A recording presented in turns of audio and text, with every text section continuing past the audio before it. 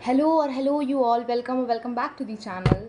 So today is 13th of May 2025 और आज मेरा बायो और केमिस्ट्री का CUET UG का एग्ज़ाम था और मैं फाइनली वो देकर आ चुकी हूँ and now I am gonna share my experience with you all guys. जैसा कि मैंने बोला था कल कि मैं एक्सपीरियंस तो शेयर करूँगी।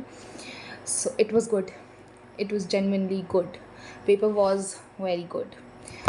और क्योंकि मेरा नीट का जो एक्सपीरियंस था उसके comparatively CUET was very good, literally it was very good. जैसा बायो में 50 क्वेश्चंस और केमिस्ट्री में 50 क्वेश्चंस थे, तो टोटल मेरे पास 2 घंटे में 100 क्वेश्चंस करने के लिए थे and I have attempted 88 questions guys. Pretty much good I think, जिस हिसाब से मैं प्रिपरेशन वगैरह करके गई थी, क्योंकि मैंने देखा है बहुत सारे बच्चे एक एक दो दो महीने से भी CUET की प्रिपरेशन कर रहे थे और मेरी CUET के लिए स्पेसिफ़िकली कुछ भी तैयारी नहीं थी। मैंने जो नीट का पढ़ रखा था और उसके बाद मेरा पढ़ने का मन भी नहीं करता था जब से नीट देकर आई थी। उस ट्रॉमा से बाहर आने में काफ़ी दिन लग गए। सो जितना भी मैंने पढ़ा था, जितना भी मैंने सॉल्व किया था, जो भी कुछ मैंने आखिरी मोमेंट में लास्ट मोमेंट रिविजन किया था, काम आया और it was good, it was really good.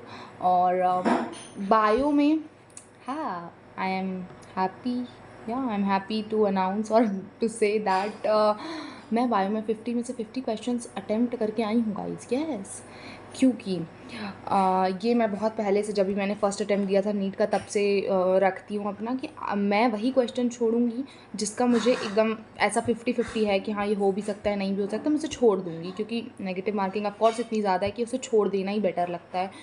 पर इस बार मुझे बायो में ऐसा हो रहा था कि मुझे 60-70% पता था कि हाँ इसका आंसर यही हो सकता है यार, यही हो सकता है।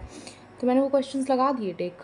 फिर मैंने देखा कि मैंने ऑलमोस्ट सारे ही क्वेश्चंस लगा दिए और जब मैंने सारे क्वेश्चंस अटेम्प्ट कर लिए थे, मतलब कुछ कुछ छोड़े थे ऑफकोर्स, तो एक बार जब मैं पूरा बायो का सेक्शन कर चुकी थी तो मैंने एक चीज़ देखा कि मेरे पास अभी 18 मिनट्स लेफ़्ट हैं। I still have 18 minutes. तो मैं बार बार सारे क्वेश्चंस चेक करने लगी कि कैसा है, क्या है, मतलब मैंने कुछ गलत तो नहीं कर दिया, मैंने हड़बड़ी में तो नहीं कर दिया, मैंने जल्दी जल्दी में कुछ गलत पढ़ के गलत तो नहीं टिक कर दिया। और एक क्वेश्चन ऐसा निकला भी था जिसमें मैंने जल्दी जल्दी में पढ़ करके कुछ जल्दी कर दिया था, सारे ऑप्शंस नहीं पढ़े थे, तो मुझे वो डर था कि कहीं मैंने साथ ऐसा तो नहीं कर दिया। तो मैंने सारे क्वेश्चंस और सारे ऑप्शंस बार बार पढ़े उस 18 मिनट में, क्योंकि 18 मिनट बहुत ज़्यादा होते हैं अगर अच्छे से पढ़ा जाए तो। मैंने पढ़ा, फिर मुझे एक क्वेश्चन था, जिसने बायो का पेपर दिया होगा CUET का आज का, उसको पता होगा कि ये मैं किस क्वेश्चन की बात कर रही हूँ। एक क्वेश्चन आया था, transgenic animal cure the disease, और पता नहीं कुछ कुछ डिसीज़ करके।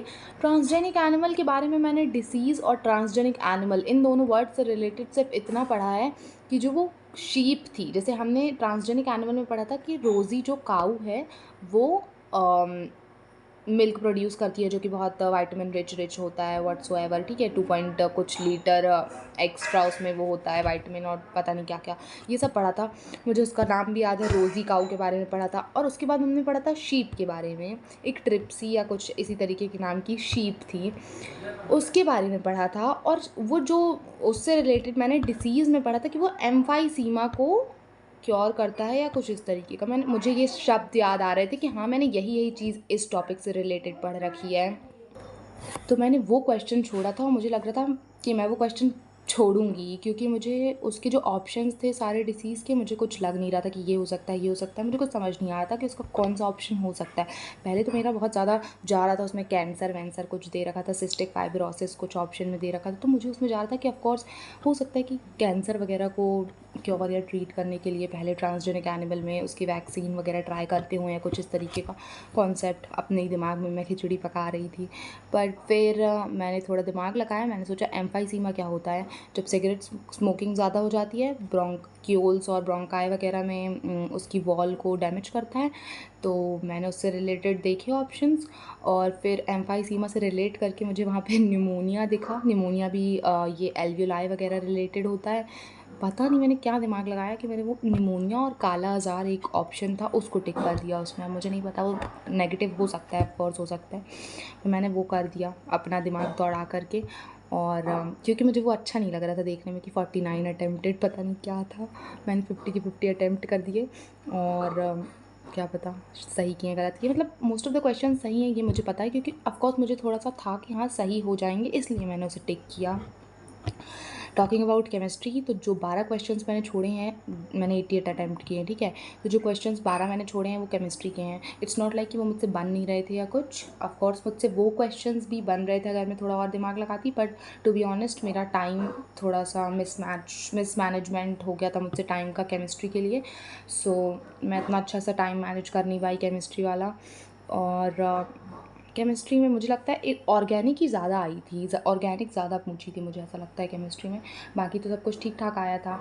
और केमिकल काइनेटिक्स थोड़ा ज़्यादा पूछा था, उससे तीन चार से भी ज़्यादा क्वेश्चंस मुझे दिखे केमिकल काइनेटिक्स से।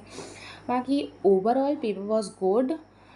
ऐसा कुछ भारी पेपर नहीं आता है जो जिनके अभी आगे हैं शिफ्ट्स में, लाइक मेरा तो आज से ही CUET स्टार्ट हुआ है और मेरे 2 एग्ज़ाम्स हो चुके हैं। तो अगर उनको मैं बताऊँ तो पेपर इतना भारी कुछ नहीं आता है, डरने की तो बिल्कुल ज़रूरत नहीं है। डोंट वरी गाइज़, अगर नहीं भी पढ़ा है तो नो इश्यूज़। अगर ऊपर से पता है, थोड़ा बहुत कभी ना कभी पढ़ रखा है, तो वो क्वेश्चंस देख करके, ऑप्शंस देख करके आप टिक लगा लेंगे।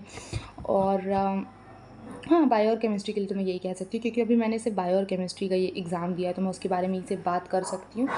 तो अगर हाँ, ऊपर से भी पढ़ रखा है और तो बन जाएगा, बस थोड़ा टाइम मैनेजमेंट करके चलना।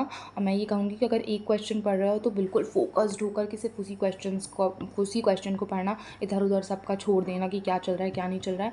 और अगर एक ही दिन में लाइक 2 से 3 पेपर हैं, तो उसके लिए भी प्रिपेयर्ड रहना, क्योंकि हमारे जो क्लास में ये हुआ था कि invigilators were very good literally. और जहाँ पे मेरा सेंटर था वहाँ की facilities and everything was good, तो नो, उससे तो कोई इशू है नहीं।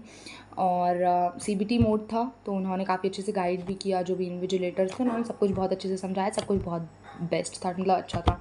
और मैं ये कह रही थी कि क्योंकि आपका एग्ज़ाम अगर 2 से 3 है एग्ज़ाम, जैसे 1 घंटे का एक पेपर हो रहा है ना, तो आपके मान लो 3 एग्ज़ाम है, तो 3 घंटे लगेंगे। तो हो सकता है कि आपके बाजू में जो भी बच्चे बैठे हैं उनके 2 घंटे में एग्ज़ाम कंप्लीट हो जाए, किसी का 2 पेपर हैं, किसी के ऐसे हैं, तो आपको डिस्टर्बेंस हो सकता है, क्योंकि बाजू वाले का पेपर ख़त्म हो चुका है, उसको उठ के जाना है। और ऐसा सिर्फ एक बच्चा नहीं है, ऐसे बहुत सारे बच्चे भी हो सकते हैं आपके क्लास में, आपके आसपास, जो कि उठ के जा रहे हैं। अब आपको डिस्टर्बेंस होगा, ऑफ कोर्स आपका थोड़ा सा टाइम तो ऊपर नीचे होगा, अब वो जा रहे हैं, हल्ला हो रहा है, थोड़ा सा तो हल्ला होगा ही, क्योंकि क्लास से निकल करके हमारे में हुआ था। मुझे नहीं पता आपके में ऐसा होगा नहीं होगा, बट मैं फॉर द सेफर साइड बता सकती हूँ अपना एक्सपीरियंस।